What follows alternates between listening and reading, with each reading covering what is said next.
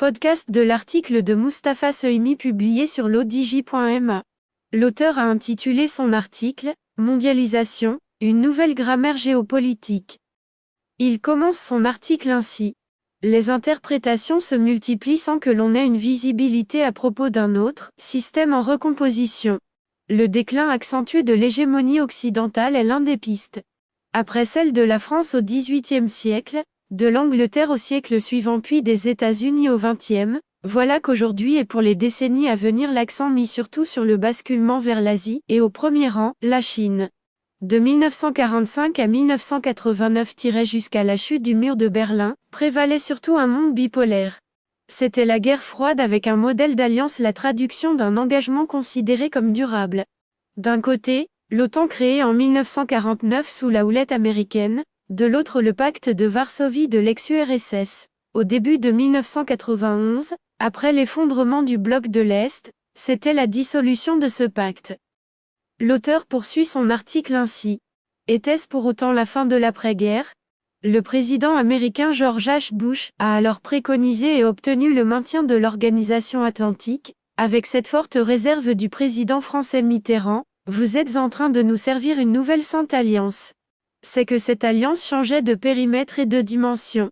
Elle basculait ainsi d'une logique pragmatique dans un contexte de guerre froide à autre chose, la sacralisation de valeurs jugées supérieures, celle de l'Occident. Elle créait et même réinventait pour se justifier un ennemi. Si l'on appréhende l'espace hors Atlantique, une observation de principe peut être mise en avant, celle de connivence pragmatique avec leur jeu influent. Des partenariats à géométrie variable d'une certaine fluidité se multiplient. Ils intéressent la Russie, Israël, Arabie Saoudite, Turquie, etc., malgré des désaccords avec Ankara sur des dossiers tels que la Syrie, la Libye, le Caucase ou l'Ukraine. Il faut aussi citer, outre la Turquie, l'Inde et le Pakistan. Ce dernier pays est un allié des Occidentaux et a sa place dans des alliances militaires. Mais ces connivences ne s'en distinguent pas moins avec la Chine. Il s'agit là d'une pratique qui s'installe de plus en plus. Elle conduit à donner peu de visibilité à des interactions entre États dans des espaces conflictualisés, Proche-Orient, Asie du Sud, Afrique. Confrontée à ces nouvelles réalités, l'OTAN arrive difficilement à s'adapter à ces nouvelles situations, elle s'apparente à un modèle lourd, inadapté aussi. Ce conflit ukrainien de 2022 s'inscrit-il dans ce schéma ? À première vue, la réponse est affirmative. Elle prolonge la grammaire classique de l'OTAN, avec une actualisation de la guerre froide. De fait, c'est beaucoup plus complexe dans la mesure où cette alliance qui se veut durable et structurelle peine à se mondialiser. C'est vrai pour ce qui est des enjeux et des tensions en Méditerranée orientale, également dans la gestion de la crise d'Afghanistan. Il faut ajouter une évaluation insuffisante de ce que l'on appelait l'expression d'un Bandung II, par référence à la conférence d'avril 1955, en Indonésie, réunissant pour la première fois les représentants de 29 pays africains et asiatiques. Elle allait marquer l'entrée en scène sur la scène internationale des pays décolonisés du tiers-monde et leur volonté de non-alignement et par rapport aux deux blocs. L'auteur ajoute ainsi. En mars dernier, il a été ainsi relevé qu'une quarantaine d'États ont choisi l'abstention lors des votes des résolutions de l'Assemblée générale des Nations unies en mars et avril sur le conflit ukrainien. En Afrique, en Asie et en Amérique latine, l'état d'esprit est le suivant: c'est une guerre en Europe. Elle implique l'Occident.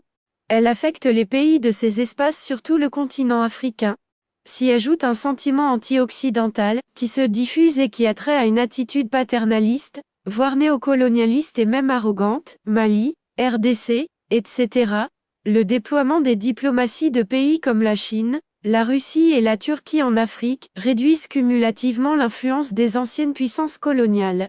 D'ailleurs bien tardivement, la France, l'UE et les États-Unis ont pris conscience de ces nouvelles réalités. Cette séquence n'a pas la forte charge idéologique des décennies de la guerre froide. Elle privilégie plutôt le pragmatisme et une forme d'utilitarisme économique dans la mondialisation, promotion des échanges, interdépendance. Qu'en est-il précisément des États du Sud ? Ils œuvrent à distendre leurs liens des anciennes dépendances et tutelles. Ils veulent aussi maximiser leur influence et leurs gains. Au passage, Il faut évoquer que la thèse très controversée de l'Américain Samuel Huntington, dans son livre Le choc des civilisations, 1996, est sérieusement battue en brèche un quart de siècle après. Elle était par trop déterministe, fondée sur une sorte de prophétie autoréalisatrice. Elle reposait sur la description d'un monde divisé en 8 civilisations, occidentale, slave orthodoxe, islamique, africaine, hindoue, confucéenne, japonaise et latino-américaine. La civilisation se définit par des éléments objectifs comme la langue, l'histoire, la religion ainsi que par des éléments subjectifs d'auto-identification. En découle un choc, un conflit a plus de chances de devenir une crise majeure s'il concerne des états de civilisation différentes. L'auteur précise ainsi, d'une autre manière, ce fait annoncerait à terme une conflictualité irréductible sur la scène internationale. Un autre type de conflictualité donc, distinct des modèles idéologiques ou économiques concurrents comme lors de la guerre froide, elle embrasserait en effet des aires civilisationnelles et nourrirait leur altérité. L'alignement idéologique ou culturel est désormais de très faible teneur dans la diplomatie des uns et des autres. Une mise au net doit être faite en Occident qui continue, globalement, à raisonner en termes de blocs. Des idéologues occidentalistes, des deux côtés de l'Atlantique d'ailleurs, postulent encore que la culture, leurs valeurs et leurs modèles de société, prédominent en toutes circonstances une sorte d'horizon indépassable de dimension universelle. Il a été aussi relevé que les décennies écoulées ont montré que le petit frère a tendance à l'emporter sur le grand frère, Netanyahou face à Obama ou Trump.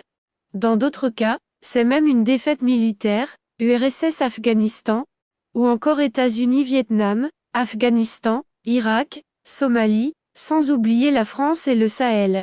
La dépolarisation a poussé dans ce sens. Le grand frère a vu écorner son statut de leader dans le format de la guerre froide en compétition. Les logiques de puissance ne sont plus les mêmes.